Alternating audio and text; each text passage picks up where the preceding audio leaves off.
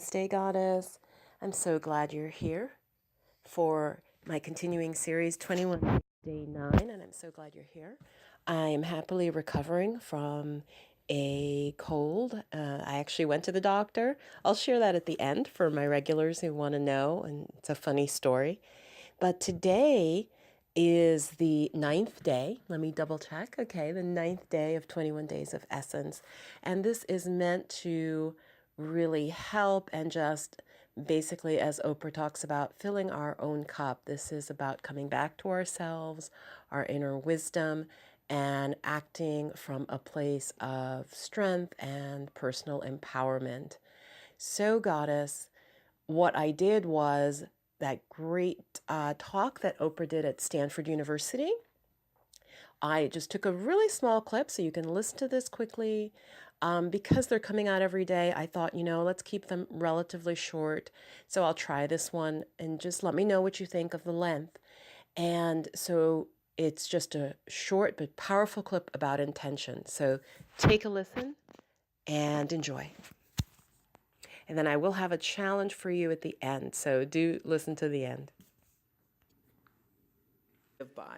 I live by the third law of motion in physics, which is Stanford, which is for every action, there's an equal and opposite reaction. That is my religion. I know that what I'm thinking and therefore going to act on is going to come back to me in a circular motion, just like gravity, like what goes up comes down. And so what also propels the action is the intention.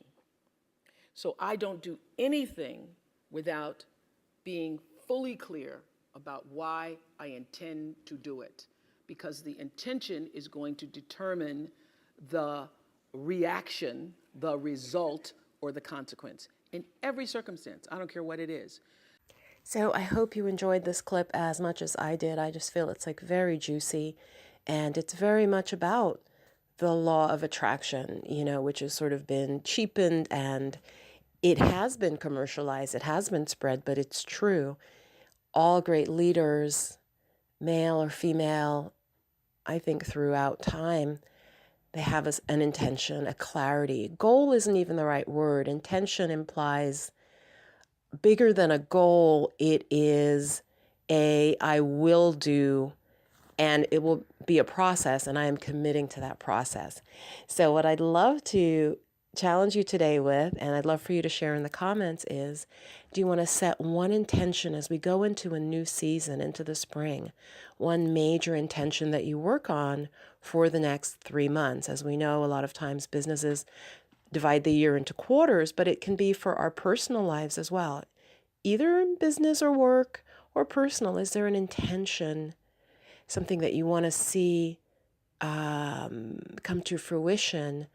And taking some of the words of Oprah, maybe writing down right now, what is that one intention for this next few months, for the next 3 months?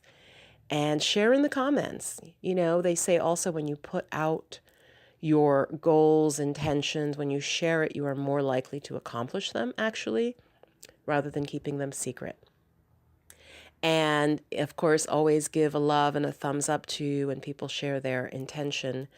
And if anything, give constructive feedback. So keep it very positive.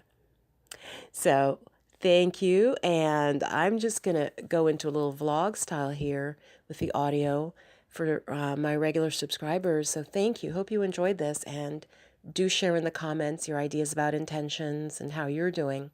So I did, to switch over to my story, I went to the doctor. And do you guys ever have this where you go to the doctor and you're just like, what is it? I generally, all my life, I don't go to the doctor till I'm feeling better. I've noticed that, and I make fun of myself. I said, Doc, I don't leave my house if I'm sick. So very often I go to the doctor, and they're just like, yeah, you're fine. This is, you have a virus, not the flu. And I'm like, well, how do you know it's not the flu? You didn't test me or anything. Oh, well, if it were the flu, it'd go on longer.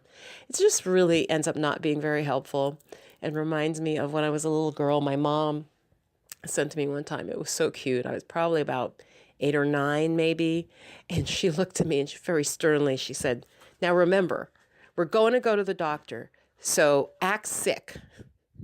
And I just remember looking at her like, even at that young age, I was like, what do you mean act sick? I mean, and she sort of looked at me, and I think it was because I was being such a sort of air quotes, like such a good girl, that I'd go into the doctor and I'd just be, very upbeat, very positive. And I'd tell him, but I would seem pretty calm and not perturbed. And maybe that was just my nature. So mom is like, act sick when we get in there. So you guys, the same thing happened decades later. I'm in the doctor's office and he's asking me about all my symptoms, which is why I think like nothing happened, and I left feeling like, well, this was a waste of my time. But basically every symptom that I told him I didn't have while I was sitting there with him. The moment he leaves the room, you guys, I start coughing again.